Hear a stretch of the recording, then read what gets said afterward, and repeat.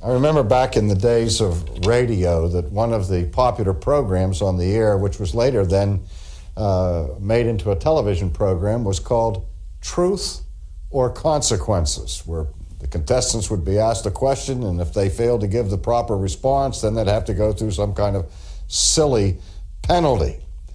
Well, as we gather now for this course, an overview of the history of philosophy, I would like to think of this course in terms of the idea of truth and consequences. Because sometimes it's important for us to stop and think that ideas have consequences. In fact, just about everything that happens in this world is preceded by some idea. An artist doesn't produce his work without first having some concept in his mind of what it is he wants to create in his medium. But far beyond the realm of art and music, the whole concept of political theory by which nations rise and by which they fall are all related in the final analysis to ideas, to concepts. And so it's very important, particularly for Christians, to understand something about the historical process of theoretical thought and how ideas have interacted with our own Christian faith and belief system. And so what I want to do is give a brief historical overview. This is of an introductory nature. This is not an advanced course in technical philosophy, so we'll be skating lightly over the surface of the historical progress. Now, obviously, when we begin our study of philosophy, we're going to be looking at it in terms of the history of Western philosophical thought. And the textbooks will frequently tell us that Western philosophy started on May the 28th, 585 BC. Now, I'm not exactly sure what time of the day that was that philosophy was born. Well, the reason for this date is not arbitrary, but it is because on this date in antiquity, a solar eclipse took place. And what was so extraordinary about this eclipse of the sun was that it was predicted in advance by a very capable scientist whose name was Thales. And Thales lived in Ionia. And he is generally regarded to be the founder of ancient Greek philosophy. Now, this date's important to us for this reason. From a Christian perspective, we know that long before Thales began his inquiry into philosophical matters, that a lot of philosophical thinking had been done in the East and certainly in the among the Hebrews, because we have a philosophical depository of great richness that is found in the Old Testament that predates the work of Thales. But here we're focusing on the development of a special school of thought, a special science that we associate with ancient Greek civilization. So the first group of philosophers that we will look at by way of introduction is that group of philosophers called the pre-Socratics. Well, that's a pretty simple concept, isn't it? Pre means beforehand, and the pre-Socratics refer to those philosophers who were engaged in their work before Socrates. Now, just about everybody's heard about Socrates and his famous student Plato, and Plato's famous student Aristotle, and so on.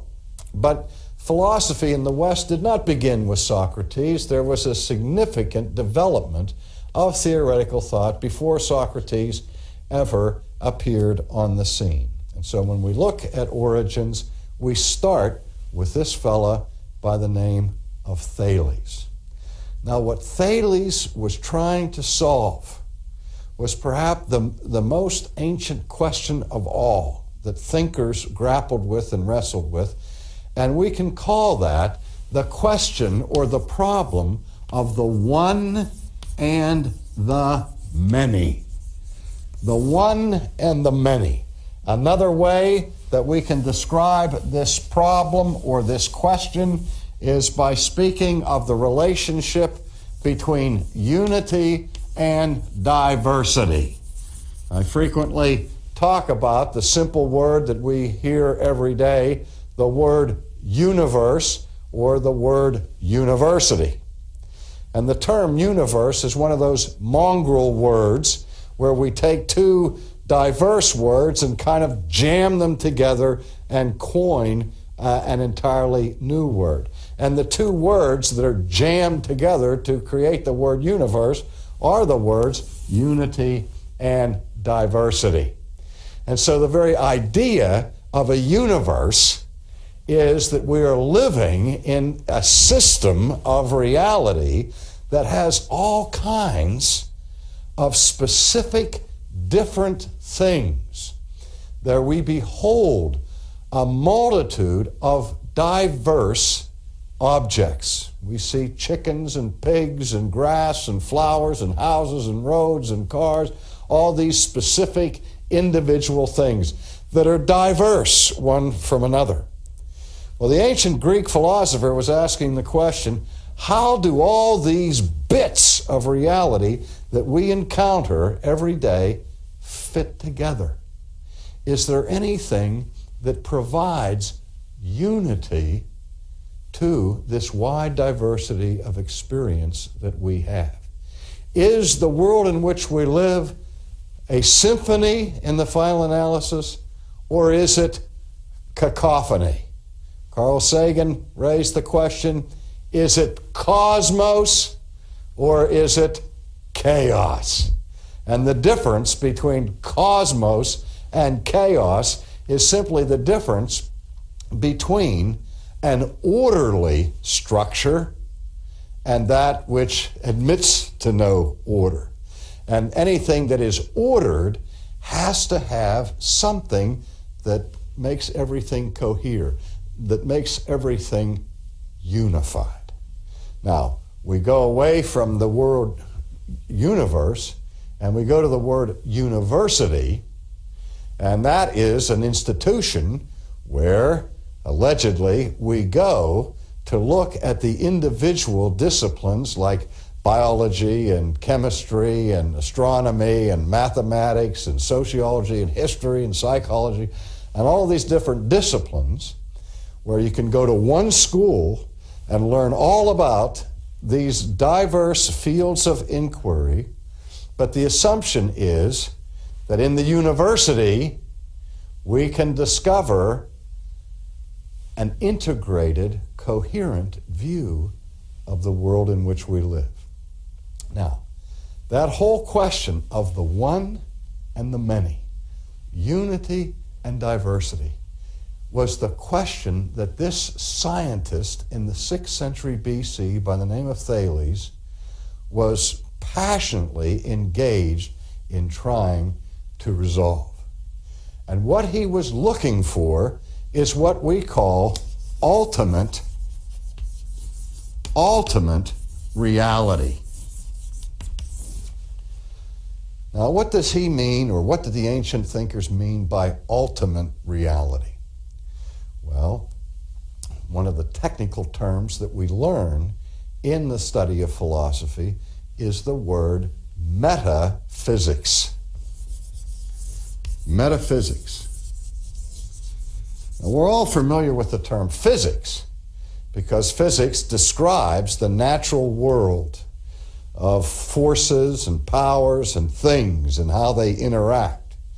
Metaphysics is the attempt by the philosopher to go above and beyond the seen world that we encounter with our five senses from day to day. To search for that which is above and beyond the physical realm, from which everything comes and by which everything gains its ultimate unity and harmony. Another concern that the ancient Greeks had was for the word that they called telos. We get the word teleology from this word telos. And the Greek word telos can be translated by the English words end or goal or purpose. And so the question of Thales and of the ancient philosophers was not simply what is everything made of and how did it come to pass, but also the deeper question of why. Why are things the way that they are? Is there any purpose for birds? Is there a purpose for wind and for water, for stars and for the moon? And is there any purpose to human existence? That was a serious teleological question. That is, they're asking for the goal or the end. This is a profoundly theological question for those of us who are Christians. In fact, the old Westminster Shorter Catechism begins with the first question, what is man's chief end? That is, it's asking, what is the purpose or the telos of human existence? Well, these were the kinds of questions that were being raised by the pre-Socratic philosophers. I once talked to a fellow who's currently the head of the philosophy department of a very prestigious university in America, and I knew him when he was a student, and he was working on his PhD in philosophy at that time, and we were having a conversation, and he said, you know, the thing that amazes me most about philosophy, and I said, no, what's that? And he said, all of the questions that are wrestled with by modern thinkers were already explored in antiquity. And he said, I've discovered there are only so many questions to ask about reality, and those fellows back there asked them all. Maybe they weren't quite as refined and sophisticated as some later thinkers were, but at a fundamental, introductory way, the ancient pre-Socratic philosophers were honing in on the most basic questions of human existence.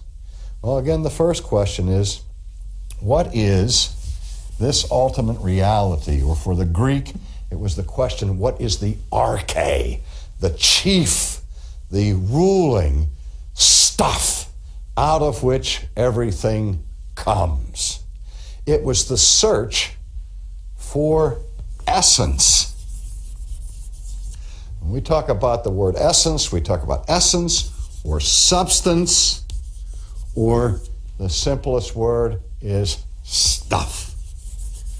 I remember when I lived in Holland, was going to school over there and trying to learn that language, and was impressed by how graphic the language was. Because we went to the store to get a vacuum sweeper, and we discovered that the name of a vacuum sweeper was a stofzuiger, which literally means a stuff sucker. You run this machine over the carpet, and it sucks up all of the stuff that is there. So we can get somewhat abstract when we talk about essence or substance, or we can get right down to the nitty-gritty when we're talking about the stuff of life and of reality. Well, for Thales said that the ultimate essence, the ultimate stuff, the ultimate substance, the arche, the ultimate reality from which everything comes in the universe is water. Water. Now, do you remember when Paul met with the philosophers on Mars Hill in Athens at the seat of ancient culture? And he engaged in some discussions with these philosophers, and on that occasion it was the Stoics and the Epicureans. And he noticed that they had an altar to an unknown God, and he then began to preach to them, and he said, that which you worship in ignorance I declare to you in power. And didn't even your poets understand that it is within God or in Him that we live and move and have our being? Remember that? 3 things that Paul said about God. That in God we live, we move, we have our being. Now Paul understood, I'm sure, at that time, that he was addressing the 3 biggest questions of ancient philosophy. Because the ancient philosopher and scientist like Thales was interested in what is the being or substance or stuff out of which everything comes. What is the stuff or substance or origin of life? And how can we account for this great mystery of motion? Why do things move?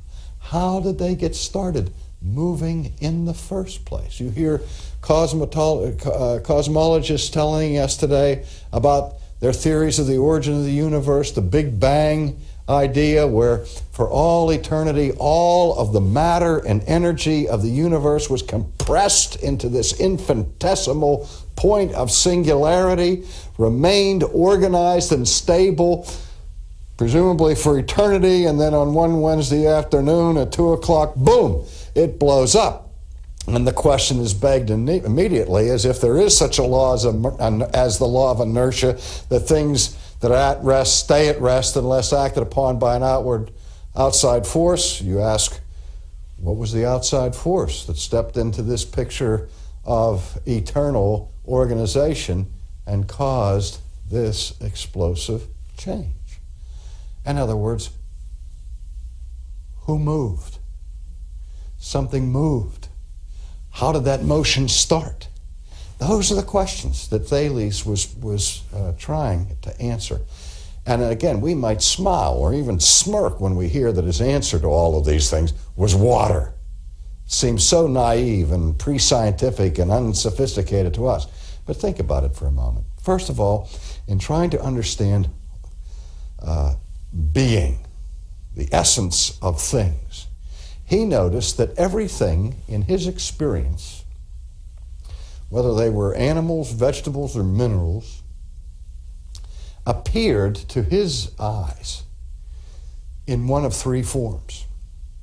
His whole experience of reality was an experience of things that were either solid or liquid or gas.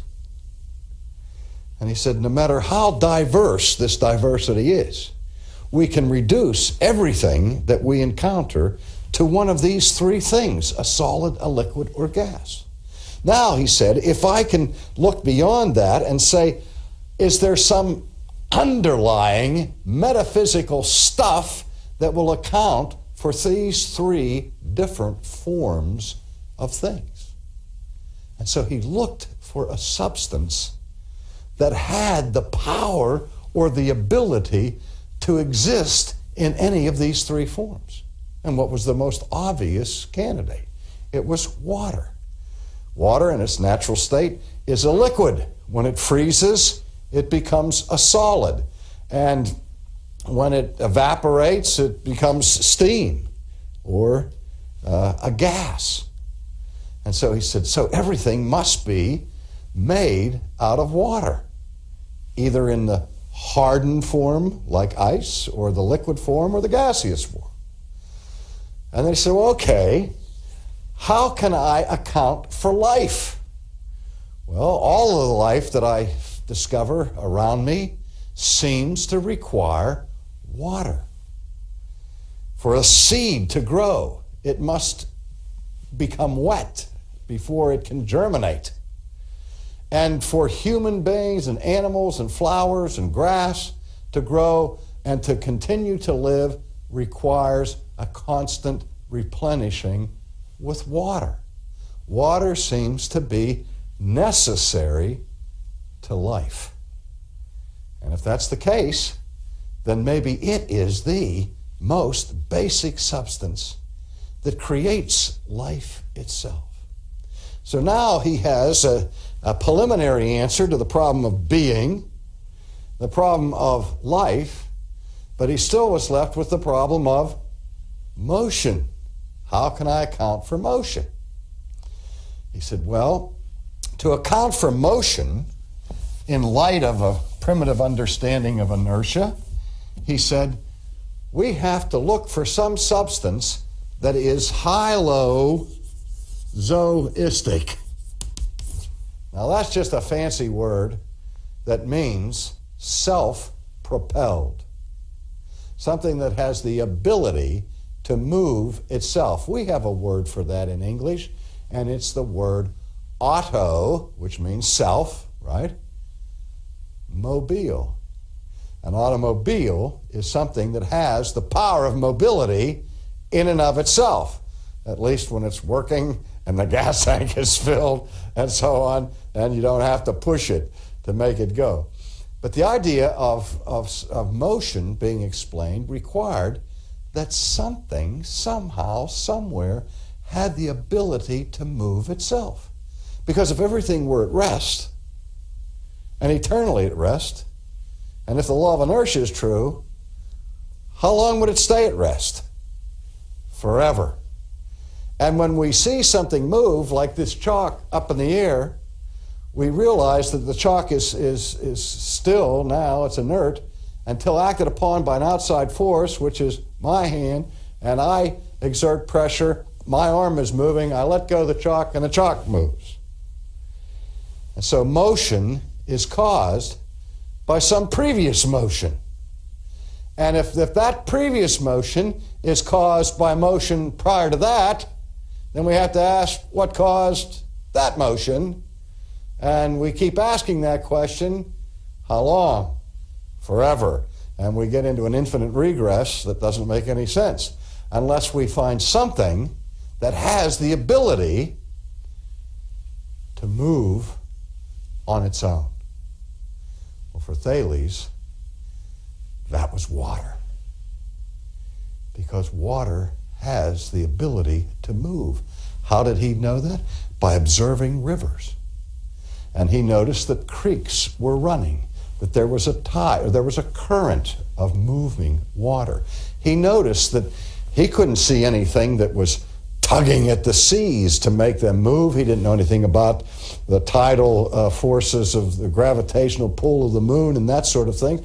To his naked eye in antiquity, it seemed like water was churning and moving on its own without being dependent on something outside of itself. So you look at these things and you say, wow, maybe he wasn't so foolish after all, because he's given us a basic explanation for being, for life, and for motion. And so for him, the answer to all of the mysteries of the one and the many could be found in one ultimate reality: